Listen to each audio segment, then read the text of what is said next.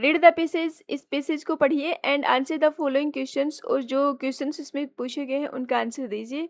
Many goals, many successful individuals have experience significant failures before achieving their goals.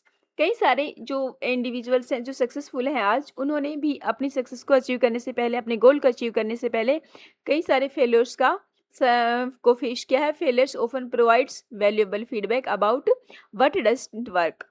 Failure से हमें ये पता चलता है कि कौन सी चीज़ें हैं जो वर्क नहीं करती हैं। इनकरेजिंग इंडिविजुअल्स, वो इंडिविजुअल्स को इस चीज़ के लिए इनकरेज करती हैं। रिवाइज देयर स्ट्रेटजी, वो अपनी स्ट्रेटजी को रिवाइज करें एंड इम्प्रूव देयर स्किल्स, अपनी स्किल्स को इम्प्रूव करें। Nevertheless society frequently view failures negatively, लेकिन हमारी जो सोसाइटी है वो क्या करती है, फेलियर को नेगेटिवली देखती है।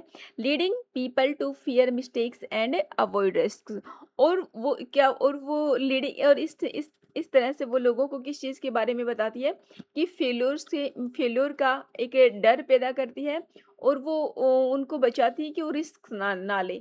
Psychologist suggest that a growth mindset can help individuals view failure as a learning opportunity.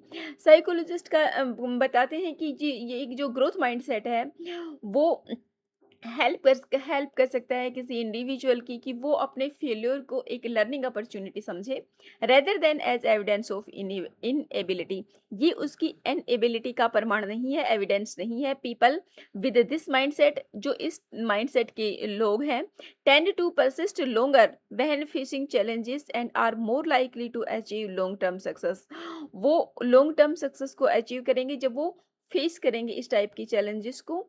तो ये था पैराग्राफ। अब इसकी क्वेश्चंस को देखते हैं और उनके आंसर्स को फाइंड आउट करते हैं। क्वेश्चन नंबर फर्स्ट है, फेल्योर प्रोवाइड्स, फेल्योर किस चीज को प्रोवाइड करवाता है? वैल्यूएबल फीडबैक, गारंटेड सक्सेस, कि अगर आप फेल होगे तो गारंटेड सक्सेस मिलेगी, फाइनेंशियल रिवॉर्ड्स, या इमीडिएट रिकॉग्निशन। फेल्योर जो होता है वो प्रोवाइड करवाता है वैल्यूएबल फीडबैक को।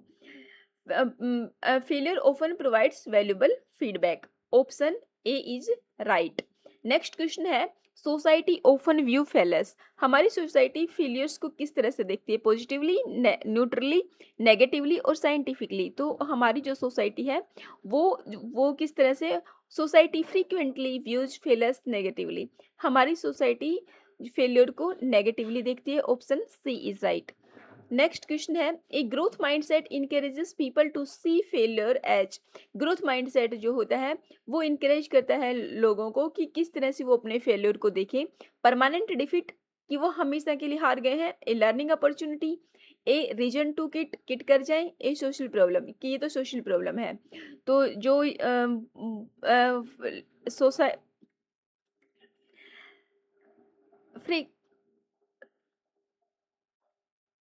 Psychologists suggest that the growth mindset can help individuals view failure as a learning opportunity. Option B is right. A growth mindset encourages people to see failure as a learning opportunity. Next question है, people with the growth mindset tend to, जो people growth mindset वाले होते हैं उनकी प्रवृत्ति किस तरफ झुकी होती है? Avoid challenges, क्या वो चैलेंजेस को अवॉइड करते हैं? परसिस्ट लॉन्गर, लॉन्गर टाइम तक परसिस्ट करते हैं? फियर रिस्क मोर, रिस्क लेने से डरते हैं? इग्नोर फीडबैक, परसिस्ट लॉन्गर, वो ज़्यादा लंबी टाइम तक परसिस्ट करते हैं, longer, persist longer. Next question है, people with a growth mindset tend to, जो ग्रोथ माइंडसेट के लोग होते हैं वो किस, उनका झुकाव किस तरफ होता है? अवॉइड चैलेंजेस, चैलेंजेस को अवॉइड करते हैं। परसिस्ट लॉन्गर, यानी कि लोग जब आपको निरुत्साहित कर रहे हो, जब आपको, तब भी आप अपने काम में लगे रहें, कंटिन्यू उसमें लगे रहें, तो परसिस्ट लॉन्गर। और फियर रिस्क मोर और ignore feedback.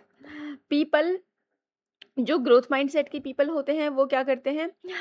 Psychologists said that the people growth mindset can help opportunity people with this mindset tend to persist longer, कि जब लोग आपको निरुत्साहित करें, आप तब भी आप अपने काम में लगे रहें, कंटिन्यू लगे रहें, है ना। इसका ऑप्शन राइट ऑप्शन होगा ऑप्शन बी, परसिस्ट लॉन्गर।